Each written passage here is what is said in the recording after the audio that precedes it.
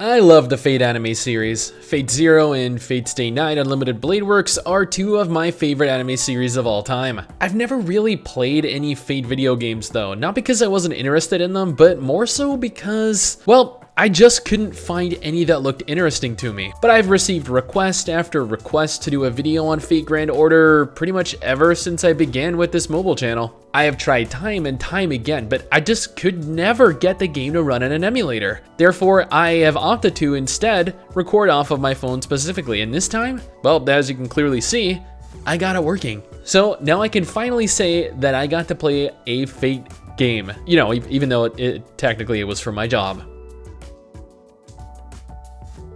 Fate Grand Order is a turn-based tactical RPG by Type Moon. If you're not familiar with the Fate series, then you, the player, take on the role of a master that controls a group of servants. And no, not in the kinky kind of way. Or, you know, I mean, if you want to take it that way, then sure. That's what command seals are for after all, right? So the game utilizes an interesting card battle system where you choose between 3 different card types: Arts, Quick, and Buster. Each card has a different effect when used and also plays a different attack animation, which honestly is pretty cool. So in essence, each card type functions more or less like a different type of skill. You gain access to a variety of different servants that span the Fate universe to do battle with and build your deck, your heroic servant deck thing. The game is mission-based, having you build your deck, customize your characters, and prepare for missions while providing a map overview of your current objectives. Each mission ties in heavily with the story of the game, which, you know, granted, I have not had all that much experience with, mostly due to having only played for a couple hours total thus far. But the story, nevertheless,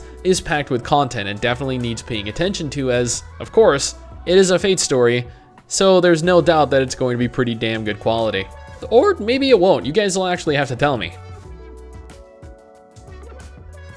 It is actually surprisingly good. From outside of your missions, you're capable of building a deck of servants to take into battle. Servants are obtained via a gacha mechanic and each have their own stats and uses. After building your 6 servant deck, you're capable of deploying your servants into battle, with the player commanding a party composed of up to 6 servants total, 3 active and 3 reserve servants. The 3 reserve servants act as replacements to replenish your rank with if one of your active servants end up getting KO'd in battle. There are a lot of mechanics in combat too, such as your arts building up towards being able to actually use your noble phantasm, and 3 of the same servant card providing you with a 4th more powerful attack. So learning the combat system can take a little work, at least if you're like me and not all too familiar with gacha games or mobile games or even current generation turn-based games like this. All in all though, getting to see the characters utilize their noble phantasms in a game like this was probably the coolest thing ever. I got to hear Saber call out Excalibur as she shot her death beam off of the planet like a Dragon Ball Z attack.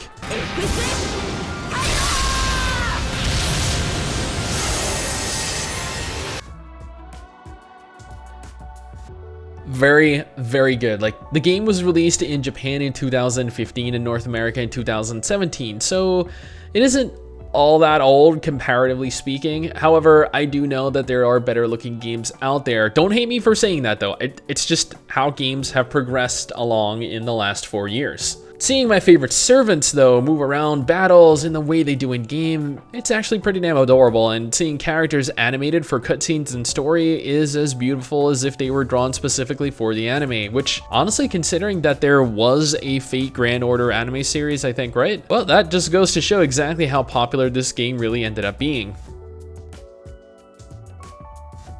I am still very new to mobile games, but I'm not new to the Fate series. Getting to see some of my favorite characters animated in game was pretty damn cool. The combat was surprisingly well animated and made me consider what I wanted to do before choosing my skills. See, if I went and used 3 of the same servants attack, they will attack the same enemy 4 times, but that enemy might be dead after only 2 attacks, so I'll need to use a different servant for the 3rd attack, so they'll actually attack another enemy that's still left alive. This kept my mind thinking ahead, and I like that. I like that the game isn't autoplay. That is one of the best parts of the game and one of the best parts of all mobile games.